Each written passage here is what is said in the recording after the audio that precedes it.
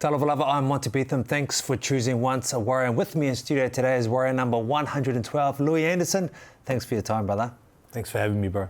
Where are you and what are you up to? I'm living up Waipu, up north.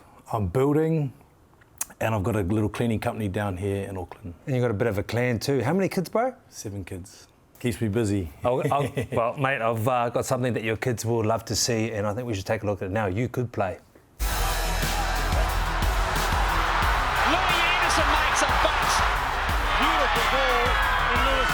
Scores the try. Louis Anderson, straight up the middle. Here is a big run. Anderson taking it a long way. And the Warriors, they're in again. Going down the short side, Anderson. Here they go. Louis Anderson reaches out. Louis, when you watch that back, what does it remind you of? Oh, it reminds me how young I was back then. Great memories. I learnt a lot in my first year, 2 years at the Warriors. Really had really good time there. 2002, your older brother, Vinny Anderson, debuts, and that's when we first started seeing you. But how did that come about? You were still at school.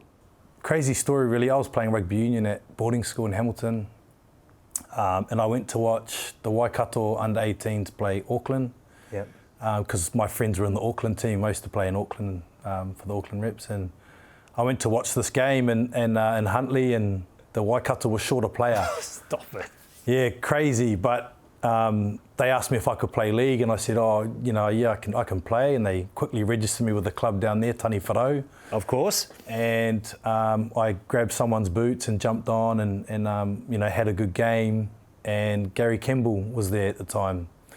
So those who are at the Warriors would know Gary Kemble was a bit of a recruitment development guy, and he came down and had a chat to me, and next thing I know, every Wednesday I was getting picked up in the dormitory at Church College in Hamilton and driving up to Auckland to train in a post session with you boys.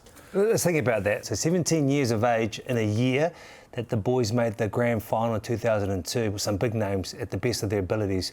You were coming up every Wednesday for a post sessions. Talk to me about that. How was that in terms of memories and experience? Yeah, it was awesome. I mean, 2001 was a good year as well for the Warriors. In 2002, I remember the first time heading up there, and I met my brother at the gym, the old gym there in Penrose, and he took me into the where all the weights and that was, and the first player I saw was Feka, and he was on the that stand-up grinder. And I remember seeing him and just being, I was sort of starstruck. And then, obviously Stacey Jones. Stacey's the goat of the club, so to run alongside him was amazing. Even today, catching up with Stacey, I look at him and think, man, I played with this fella, man. Like, how cool's that, Even after I debuted, I was still a bit starstruck because the Warriors were so hot in 2002 and 2003, so a great experience for a young kid. What was promised to you at that stage? Was anything promised to you when they said, look, come along on a Wednesday night? No, nothing at all. I was training in just casual clothes, but I do remember, so I probably trained every Wednesday night during this time when I was at boarding school, and I think maybe about after 5 weeks of the Wednesday night sessions, I was given my first training kit. Yeah. And it was the blue T-shirt, and I was, bro, I used to go back into the dorms wearing it, after having trained with the boys, and I was proud, bro. I was like, even though I hadn't done anything, but to have been given the gear, the same gear that you guys trained in, I was so proud. And I think that really started something in me to go for, to aim for, in terms of goals, and the dream probably really started then, and as the closer I got training, I got given gear, and I think it was that year I got offered a little contract. I think it was the value of $10,000, but none of that, most of that wasn't money. It was training gear and Puma gear and things like that at the time. I was still at boarding school, so I was pretty happy to take it, and again, I was just happy getting training gear. But yeah, it did give me an eye into the professional life of a footy player, and I think that's where it started to really burn in me. And I remember going back to boarding school though, and then training more as well. So getting up early in the dorms and running and doing that sort of thing. Okay, let's go to your debut now, because I mean, for such a young kid and even debuting, how old were you when you debuted? 18. 18 years of age. Now, this was not your normal debut too, because there's a lot of emotion involved, because you're at home, something you dreamed about, you're playing alongside your brother, and you're playing against the current premiers, the Penrith Panthers. Wow. How did you deal with that at a tender age of 18? Yeah, I'm pretty sure, I mean, I can't remember, but I'm pretty sure I was really nervous. I got told last minute from Daniel Anderson, and he told me I was going to be debuting that weekend, so I was pretty stoked. But I remember I came off the bench, and the funny thing was I was on the sideline waiting to come on to the game, and we had the ball. And I come on the game, it was about fourth or fifth tackle. Stacey's grubbed it in. I've just run onto the field to interchange, kept running, and then dived on the ball and scored a try. So you think this game's too easy? Yeah, no one knew I was on the field yet, because, people were going, when did you get on the field? But I remember that, and I was like stoked I'd scored my try on debut, so that was cool.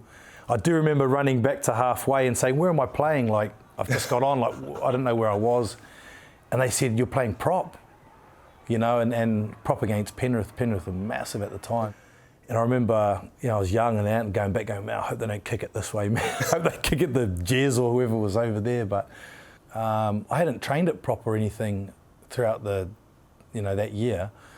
It was round 3, and I've been told, yeah, you're prop. So it was just really worrying about where I had to stand in the role of a prop. I wasn't too clear on. So, but yeah, it wasn't really much, fear of running against a big side. It was more just making sure I did the right thing. Talk about emotion. You're debuting alongside your brother for the very first time in the NRL. I mean, how was that amongst it all, and against the premiers? Yeah, awesome. That's a dream come true for me to play alongside Vinny. So yeah, to have him there for my debut, something special, something I'll remember forever. He didn't know I'd come on the field until I'd scored that try, but he sort of was saying to me, when did you get on the field? But I could see he was very happy for me. What type of a warrior did you think your brother was, Vinny Anderson? Just an honest player, a guy that never let you down, and he always showed up. I think he was strong in his running and defending. Also, I thought he ran good lines off Stace and the boys he played around. But yeah, just between me and Vinny, he had more speed, more skill, so he was suited on the edge a bit more than I was. And Vinny was quite quiet and relaxed in his approach to games. I mean, I played a long time with Vinny, not just at the Warriors, but over at Warrington as well. But yeah, I was probably quiet as well, but we used our attributes differently. He would use his skill and things a bit more, and I'll try to use my fitness and physicality a bit, and yeah, quite different in the way we played. I can't get over how difficult 2004 would have been for you, just to come into grade and play. We're trying not to get the wooden spoon. It was probably the worst year in the Warriors' history at that sort of stage. But for you, you played 16 games. What do you remember of that season? Because it's not the best year to debut, and pretty tough, especially if you're 18 years of age, man. Yeah, it was a strange, very strange time. Those of us who were there at the Warriors in 2004 would remember, a few players had got released early, and we had lost the coach as well. And I think everyone was sort of looking over their shoulder in 2004, unsure of what was going on behind the scenes. So it was a very strange year for me. I mean, I'd seen how the team was the 2 previous years before that. But yeah, it was a very strange year. I was happy to be playing, but I too was worrying about, am I staying here? Am I, am I not? Sort of thing. Did you feel comfortable that you were secure? I mean, how long were you on contract for? I think I still, so 2004, I think I had another 2 years left on my contract. But you didn't feel safe? Nah, I didn't, because players that were still on contract were being released, and leaving the club at the time. Not on their terms, but basically being told to leave. And I was unsure what was happening. 2005 at the start, you know, my brother's up in the office being offered to go to Super League, but he was still contracted to the club. So I was worried as well about who's next, am I next? It was very uncertain times at the club, but you know, you got a job to do and you're paid to turn up and perform and train, and so it was just trying to manage the worry of am I here or not, and then having to turn up and play, which it wasn't easy, especially for us younger boys. But yeah, it was, you know, was I worried? Yeah, I was, you know, because I'd seen it happen throughout 2004. We had a big exodus of players go or be released. And to be honest, a lot of those boys that got let go in 2004 and over 2005 went to Super League. I don't think any of them wanted to go to Aussie and play against us. The coaching staff obviously went from Ando to Kempe, but let's talk about both coaches first and what they did for you in your first year of your career and what you remember that you liked from first Ando. Yeah, Ando was awesome for me, especially coming out of boarding school. He was a very technical coach, you know, your tackle tech, your contact. I wish I had spent more time under him because I think he would have really helped me to develop. I hadn't had a coach like that in my earlier years, so I wish I had been under him longer and learnt a lot more. Kempe coming halfway through 2004. He was good, probably more emotion and that involved, and I think in 2005, you know, I remember, yeah, Kempe brought in, you know, my dad and Owen's dad to give us a talk. Which was Kempe's first game in charge.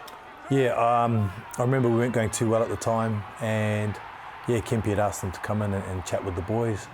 And I think having them both in, I think made other players think about their dad and doing them proud as well. But it definitely lifted us up before the game and carried us through for a win.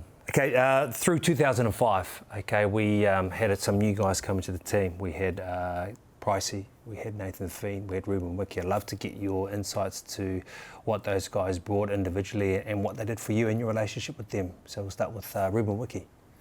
Reuben was massive. Coming to the club, having a Kiwi legend such as him come from Canberra and bring all his experience to us was amazing.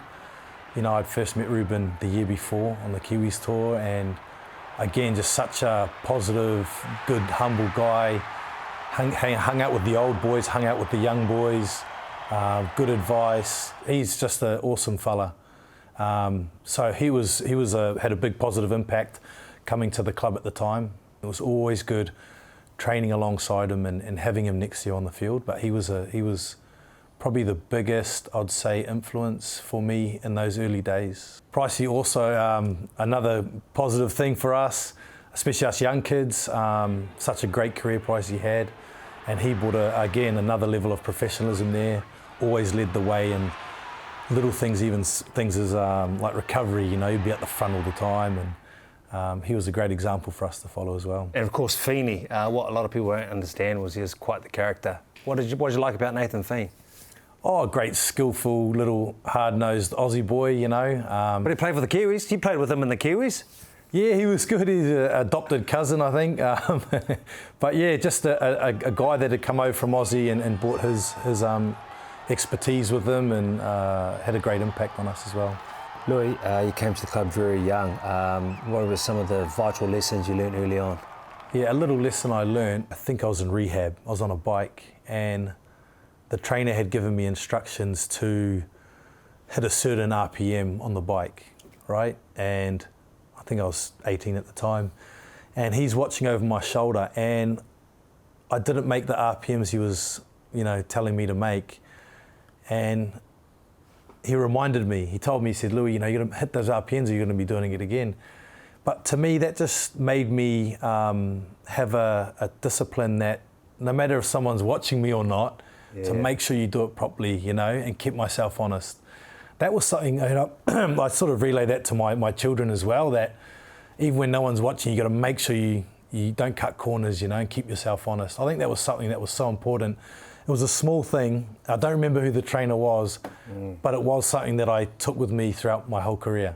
Absolutely. So with that in mind, who were the players you played alongside that did that? No matter who was watching or not watching, they would not cut corners. They would be the players that you would love to take the field with, and why in particular they were, the guys that you liked.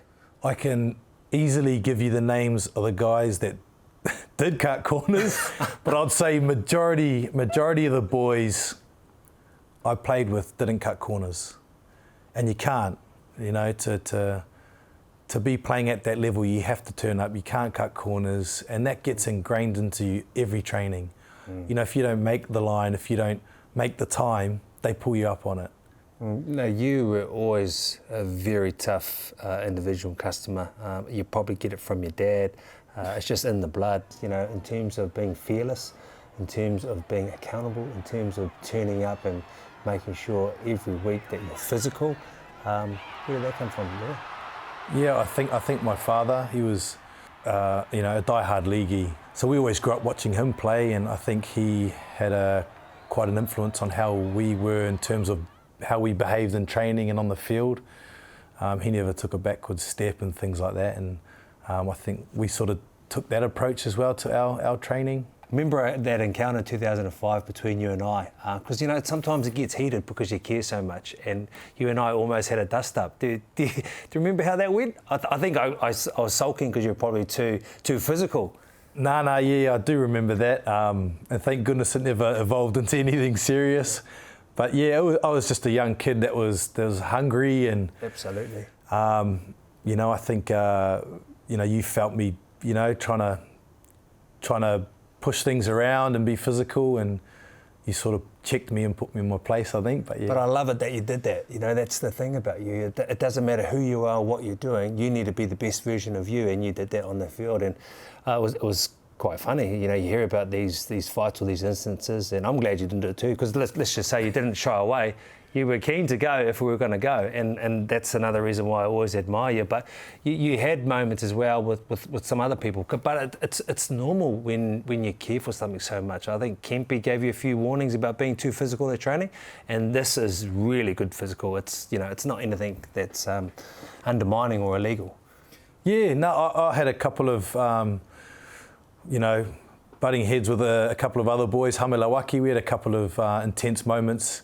Probably more towards 2006 and 7. We're both pushing to get in the team and things like that, and post sessions come up, and it's your opportunity to show what you got. And there was a couple of times that we had some run-ins, and and that environment I think's healthy for a team. That hunger, that competitiveness, and we're good boys today, and to me that's good memories looking back at that sort of stuff. Louis, it's hard enough coming into grade, dealing with the pace of the game and the physicality, but you were getting thrown around in a number of different positions. How did you manage that? Yeah, it was a challenge. It was a challenge jumping around in different positions. I just enjoyed the opportunity to play. I was put in at hooker. I've never trained and played at hooker. And the only thing I liked about hooker was being in the middle of the field and being able to you tackle, and you've got guys running hard at you. I enjoyed that part of it. The kicking and running game, I had none of that. That was probably the most different position that I played in. I just remember listening, if Stace wanted the ball, just give it to him, pretty much. That was it, yeah. Well, we know who always wanted the ball. That's Clinton Torpy. He's always calling hot, mate. And I've called you out a number of times, Clinton Torpy. Yeah, Torps was, Torps always would call hard or whatever, always wanted the ball. And, he was so good, he was one-on-one, he was one of the best in the comp, so...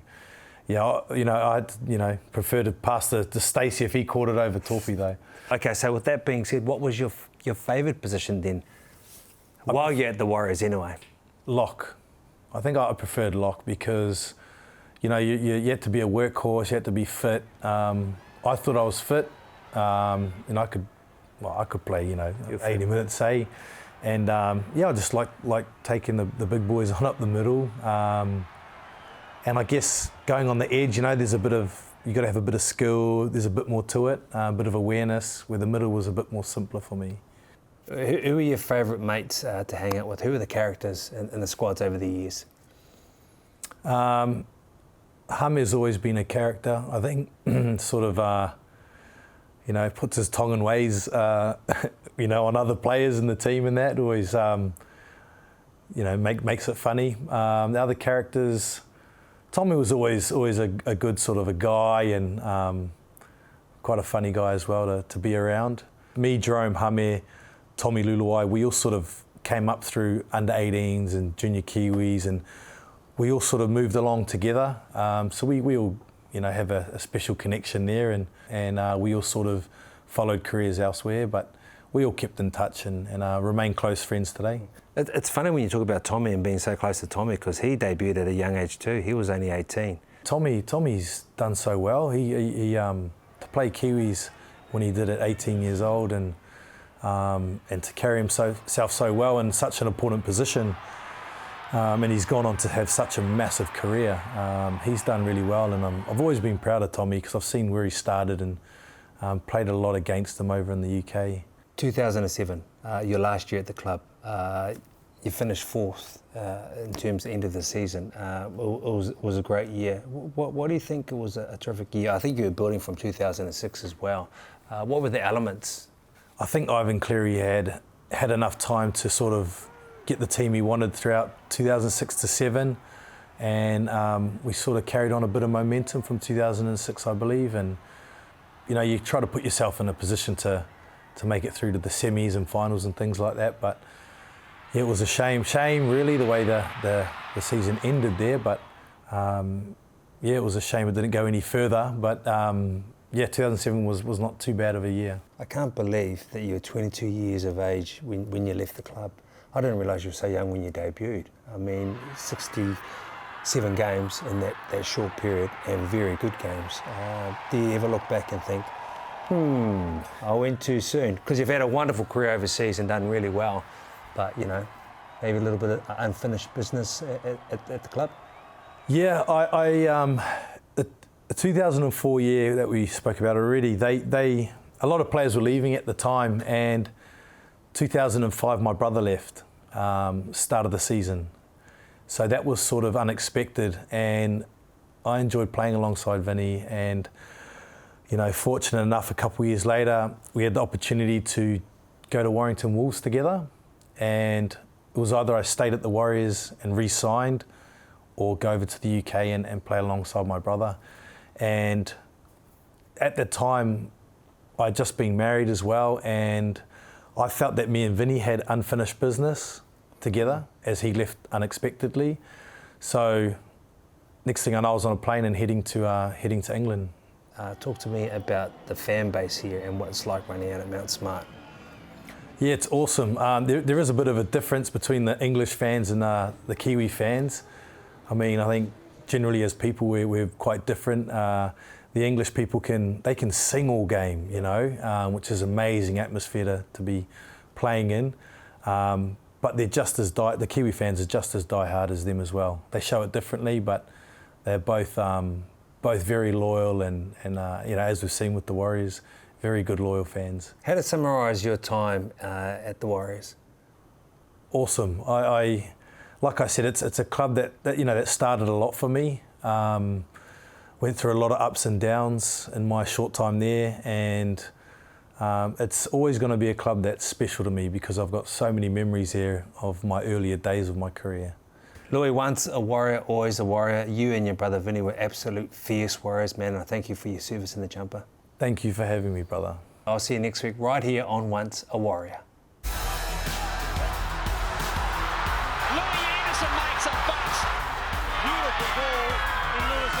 Scores the try. Louis Anderson, straight up the middle. Here is a big run. Anderson taking it a long way. And the Warriors, they're in again. Going down the short side, Anderson. Here they go. Louis Anderson reaches out.